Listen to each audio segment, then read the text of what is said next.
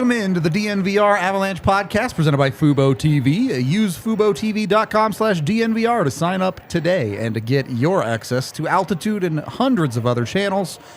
AJ Rudo Blaze coming to you live before Game 5. The series is 2-2, Avs versus Kraken. To say this one is a big one would be an understatement. You know, no one's getting eliminated tonight, but someone will be on the brink of elimination at the end of tonight. So it certainly matters. As you all, I'm sure, already know, no Cale Makar tonight because of the because of the suspension. We talked about that at length on multiple shows, so go check that out if you want our thoughts on it.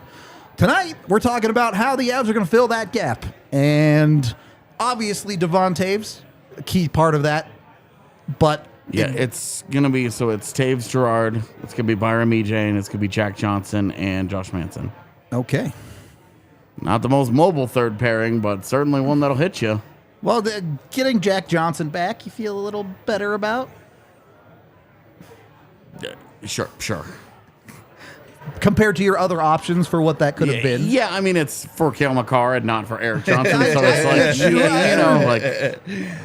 That other side of it just kind of hurts the whole conversation. Yeah, you feel good about this, right? I'm not feeling good about Jack Johnson because I know that it's Jack Johnson for Cale Makar, not Jack Johnson for Brad Hunt or Curtis. I'm happy that it is Jack Johnson though over those guys. Right. It could have been Cale Makar for Brad Hunt.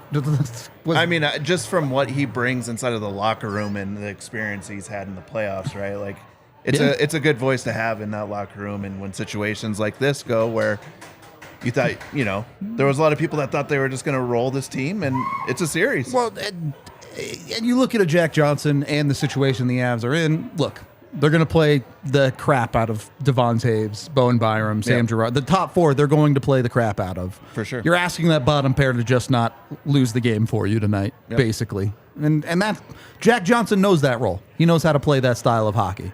So, you got to try to find some positive somewhere. Obviously, you're not going to replace Cale Makar. But, so who is it that needs to step up the most for this defense? You kind of feel like Toews has already been there. Still would like him to play better than some of the games he's had in this series. You've had a steady performance out of Sam Girard. Not too high, not too low. I feel like, hey, the guy that you're really waiting for here is Bowen Byram. Yep. Started out the series absolutely on fire.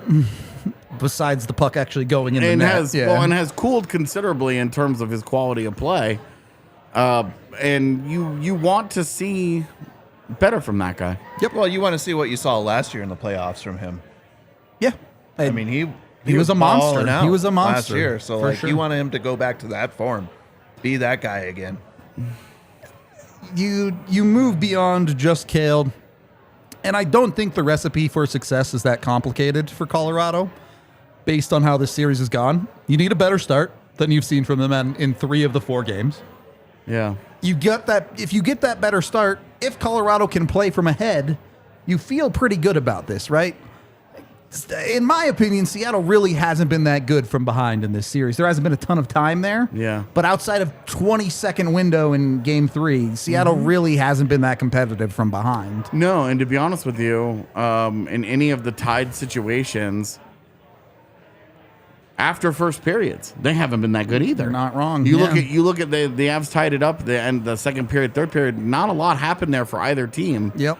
And at the start of overtime, Colorado, obviously didn't last very long, but Colorado looked like they had maybe their best legs of the night at the start of overtime. And if it hadn't have been for the just terrible Manson penalty, who knows how that conversation might have changed and where we would be right now. I mean, I think from Game 4, too, just looking at MacKinnon, like, obviously, I think he's been playing well, but the one thing that needs to happen is the puck has to go in the back of the net. There has to be shots on net. There has to be – the big dogs have to eat. Now, Rantanen's been playing great. MacKinnon's been playing good. It's just he hasn't been showing up on the scoreboard from a scoring perspective. That was a nice goal. Beautiful shot. As everyone watching the national feed just cries out in pain for the Avs. But anyway, I do think there's 2 factors of this tonight. It's Game 5. You're tied 2-2. It takes the whole village. You need everybody to show up and play the best that they can give tonight. Yeah, I mean, you need a depth goal out of this. Lars Eller, Logan O'Connor, Alex Newhook, like, and I think you also, if you're Jared Bednar, you'd also maybe be better served giving them a little more opportunity to do so. Yeah, I'm not even asking for a ton here, just an extra shift. Yeah, maybe 2 extra shifts than what they've been getting. Play them 9 minutes and see how that goes. See how it balances a little bit. Because the one thing that you can do with a guy like MacKinnon, you can kind of run his engine out. Yeah, I mean, you can kind of get him on empty quickly if you just keep going, and then you're in the law of diminishing returns where you'd rather have him maxed out for those extra shifts than trying to manage. Yep. So I would like to see. I would like to see a little, not a major change here. I mean, but just a little bit of balance in terms of usage. Give your bottom 6 a more legitimate up. Yeah. Right now, it's like, what's the bottom 6 done? And it's like, well, fourth line's playing 6 minutes a night. Yeah. So it's not doing a lot. So you're really talking about what's the third line doing. Well, and those things go hand in hand, right? You need that. Come early with Nathan MacKinnon. Let him get his. And then if you get up 1, you get up 2, all of a sudden all the doors unlock. You can roll that bottom 6 a little bit more. Well, you're just going to see more even playing time throughout all the lines. Exactly. There, for sure. So, I mean, yeah. They just adds up. They got to start different. Yep. Well, and like all these conversations about this and that, the alignment, how much are they going to play, and the impact, and whatever, right? It's whatever. You have to show up. Yep. Yeah. And you're talking 4 on first goal of the game. You've played 3 of your 4 first periods in this series are actively bad. Have been bad. Yeah. You've had one perfectly fine first period. Yep. And 3 bad first periods. Yep. Just go have a good period. Yeah. Have a good start to the game and then go from there. Once they've settled into games, it's been fine. It hasn't always been good. Games 1 and 4, they still got outplayed, but they've put themselves into holes that make their life so much harder than it has to be. Exactly. And then they spend the entire time chasing. Yep. And they've found ways to get back into games, but instead of doing that energy could be converted into closing out games. Well, instead and trying to stretch a lead and trying to play with the lead. Yep. Forcing them to chase, forcing them to take the chances, forcing them to come outside of their structure a little bit, which they're just not comfortable doing. Yep. They're not comfortable chasing games. They aren't.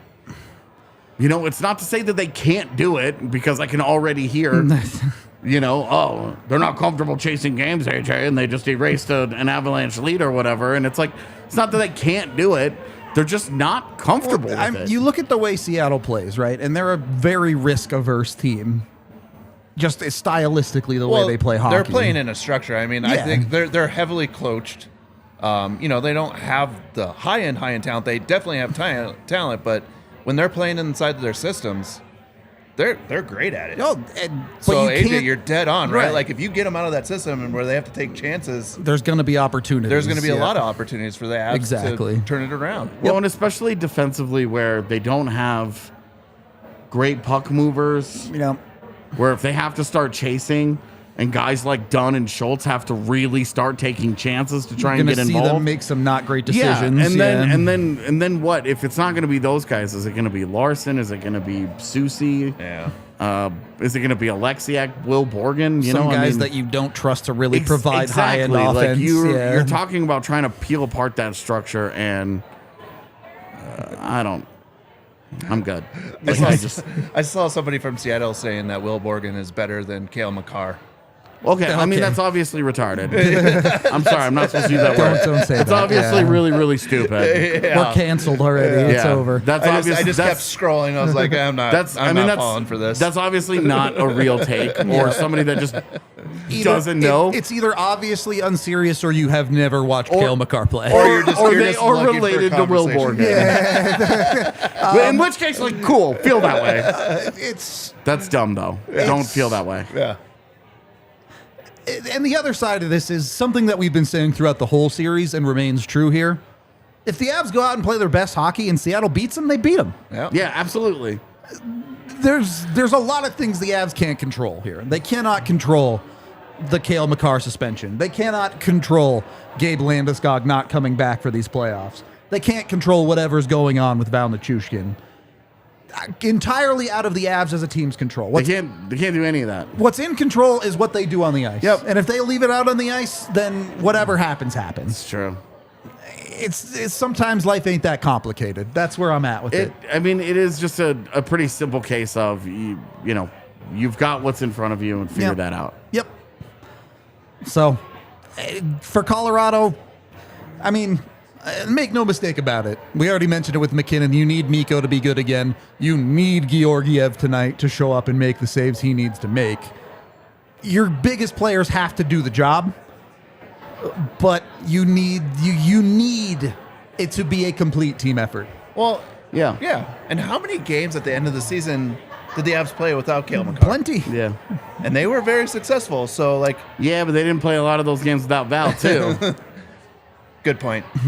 I mean, Still, I mean, all year long, you've seen this. It's just been a roller coaster of who's missing from the Avalanche. So, but and you can only play who's there. when those dudes are missing, look at the guys that have stepped up. Comfer, Erod, Malgin.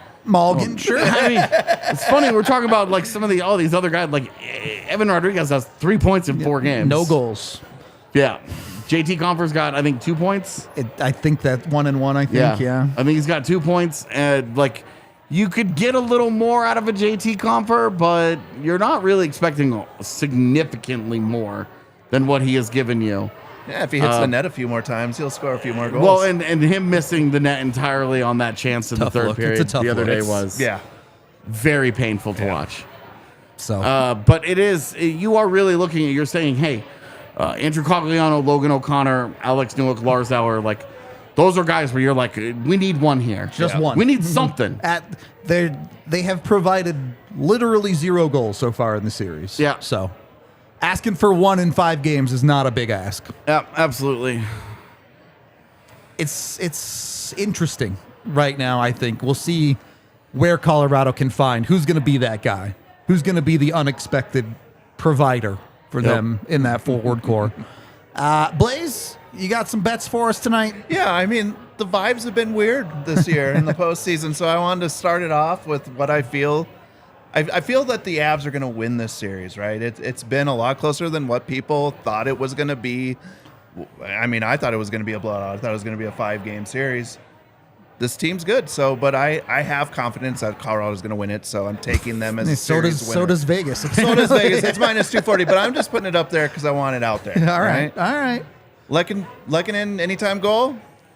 I'm with Plus it. 175. I'm with it. It's time. Yep. It's time for him to do something for this team. He's back with MacKinnon. Let's go. I'm just trying to like will these things into existence, right? Like the other one, Colorado puck line in the first, over Win a the half. first. Win the first. Win the first. Plus 140. Come Yep. on now.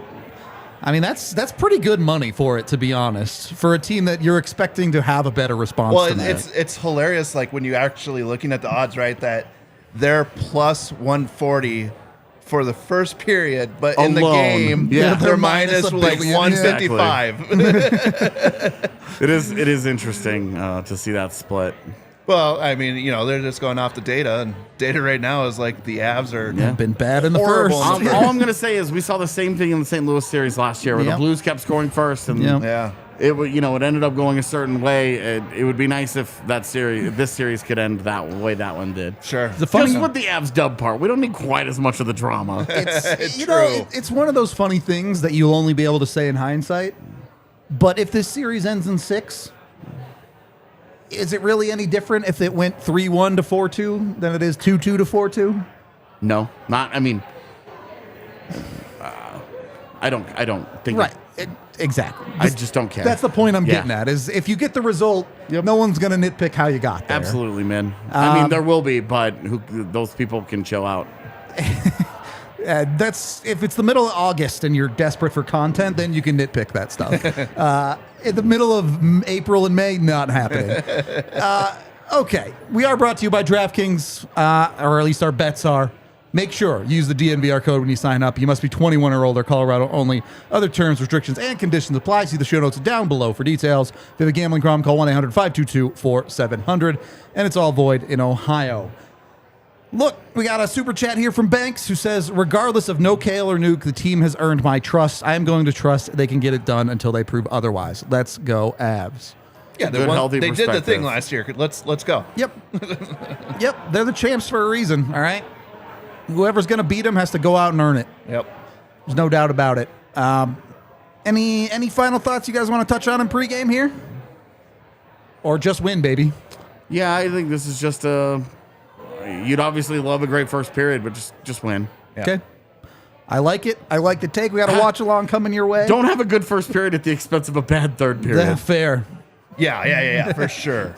Just have good both. Just play good. Yeah. Sometimes just play good hockey. Win the hockey game, please. There you go.